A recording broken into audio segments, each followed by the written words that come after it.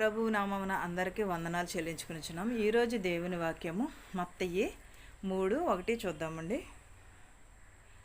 ఆ దినమందు బాప్తిసమిచ్చు యోహాను వచ్చి, పరలోక రాజ్యము సమీపించి ఉన్నది, మారు మనసును పొందుడని యూదా అరణ్యంలో ప్రకటించుచుండెను. ఎవరండి? యోహాను వచ్చి మారు మనసును పొందుడి, పరలోక రాజ్యము సమీపించి ఉన్నది, ప్రతి ఒక్కరును కూడా దేవుని రాజ్యంలో ప్రవేశించుడి, మారు మనసు అనే జీవితమును ప్రతి ఒక్కరును కూడా కలిగి ఉండండి అని చెప్పుచున్నాడు. మనము నిజమైన మారు మనసు ఎక్కడ ఉంటుందండి? మనకి దేవుని వాక్యంలో ఉంటుంది, దేవుని అనుసరించటంలో ఉంటుంది. మనము పాటలు పాడినా వాక్యం చదివినది కాదు, మన హృదయం శుద్ధిగా ఉండాలి. మన హృదయం శుద్ధి కలిగి ఉంటే దేవునికి మా వైపు తిప్పుతుంది. ఈ లోకపు వైపు చెడు ఆలోచనలు దురమాటలతో నిండిపోయి ఉంటే మనకి మారు మనసు అనే జీవితమును పొందాలనే ఆలోచన రాదు. మనం ఎప్పుడైతే వాక్యంను అనుసరించే ప్రార్థనలు ఎక్కువగా ఉంటామో అప్పుడు దేవుని రాజ్యము సమీపించి ఉన్నది.